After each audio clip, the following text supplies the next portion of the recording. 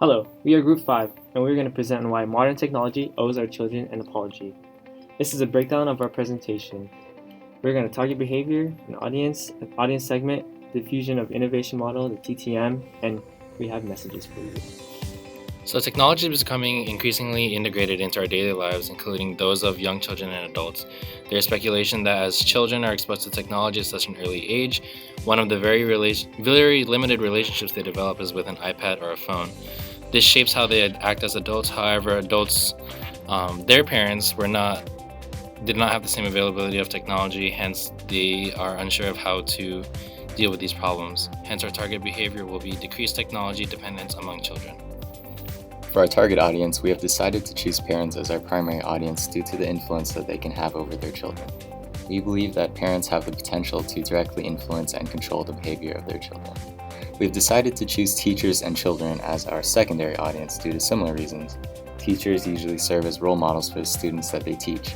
At younger ages, this teacher-student relationship can be possibly described as almost like a parent-child relationship. However, the reason why teachers and children are secondary audience is because parents are still usually the primary authority figure. So we have 3 audience segments. We are choosing to segment parents with children of the ages 2 to 7 because over the past few years we have been seeing an increase in children who are at the developing stage of using devices. According to Dr. Carolyn James, a learning designer for Leapfrog Enterprises, she has stated, children under 2 years of age learn best from real-world experiences and interactions, and each minute spent in front of a screen-based device is a minute when your child is not exploring in the world and using their senses.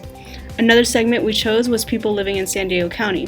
Our last segment is parents in the contemplation and preparation stage of the trans-theoretical model. We want to capture their attention and have them at the very least think about limiting their children's use of devices. For our project, we will be including the diffusion of innovation model. There are 4 main elements of the diffusion model. The first is innovation. Our innovation is to decrease technology dependence among children. There are 5 main components of innovation. First, relative advantage. Relative advantages are low in our campaign because our innovation is a preventative measure. Second, compatibility. In our campaign, compatibility is low because there are many people who believe that high technology use is beneficial for children. Third is complexity, which we found to be low because our innovation is easy to understand. Fourth, triability is high in our campaign because any parent can accomplish this innovation. Fifth, observation, which may be hard to accomplish since we have a preventative method. The second element of diffusion model is mass media channel. For our campaign, we will use Facebook in order to spread our message. The third element is over time, in which we will focus on early adapters. With early adapters on board, the diffusion of our innovation will increase exponentially as shown on the picture. The final element is social system. In our campaign, we will use prominent members in San Diego to support our cause and give messages on our Facebook page. So for our campaign, we're doing the trans-theoretical model of contemplation, where mothers are aware of the consequences of children using their devices. And they're contemplating between short-term use and long-term effects, which would be obesity. And the strategies to counter this would be to inspire change and encourage what steps need to be taken. For preparation, this is where mothers have realized that there has to be a change. So we would assist in alternatives for using devices or for the occupation. Here are some messages to keep in mind.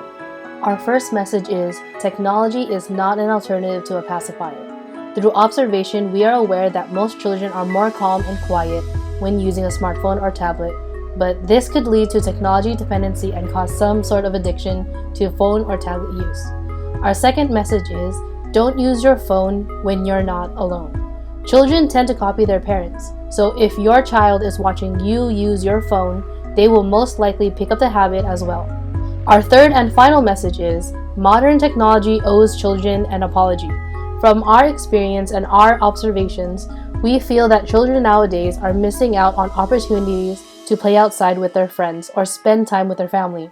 It's not that the parents are not spending time with their children, it's also the children choosing to spend time on their phone rather than going out.